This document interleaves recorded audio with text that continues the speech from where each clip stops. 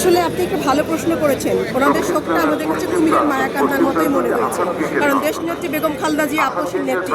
উনি গণতন্ত্রের জন্য লড়াই করেছেন এবং গণতন্ত্রের জন্যই রাজপথে থেকেছেন।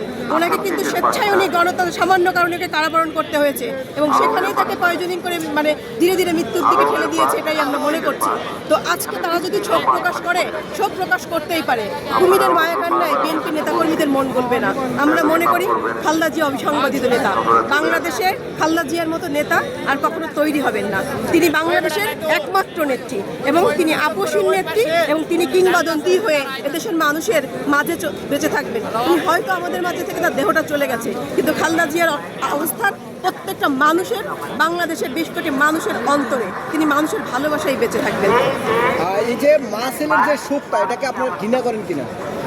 মা ছেলের যে শোক জানিয়েছে বেগম খালেদা জিয়ার মৃত্যুতে, না না, মা ছেলে দেখেন মানুষের মৃত্যুতে শোক জানাতেই পারে, ঘৃণা করার কিছু নাই। আমাদের নেত্রী, দেশ নেত্রী বেগম খালেদা জিয়া শিখিয়েছে মানুষকে ঘৃণা করতে নাই, তার জায়গা থেকে তাই। কিন্তু আমরা তাদেরকে বলি যে তাদের বললাম তো কুমিরের মায়াকান্না দেখে আমাদের আসলে মনটা গলছে না। ঘৃণা তো অন্য জিনিস, সেটাও সবার জন্য প্রাপ্ত হয় না। ওনারা সেটা পাওয়ার যোগ্য কিনা আমাদের মাঝে মধ্যে এটাও মনে হয়। রাজনীতিতে আমরা দেখেছি খালেদা জিয়া বারবার বলছেন ওনার কোনো আলাদা কোনো দেশে যাওয়ার ইচ্ছা নেই, উনি এই দেশের মাটিতেই থাকতে চান। আসলে ওনার প্রতি যে দেশপ্রেম, এই দেশপ্রেমটা ভবিষ্যৎ কোনো রাজনীতি অতীতে বা বর্তমানে কোনো রাজনীতিবিদদের দেখেছেন?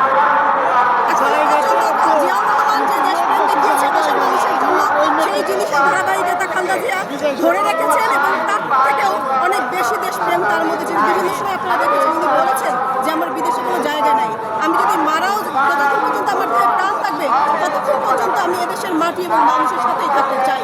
সুতরাং খালেদা জিয়া হচ্ছে দেশপ্রেমের অনন্য উদাহরণ। তার মতো উদাহরণ আসলে তৈরি কবে হবে এটা আমরা কোনো বলতে পারছি না।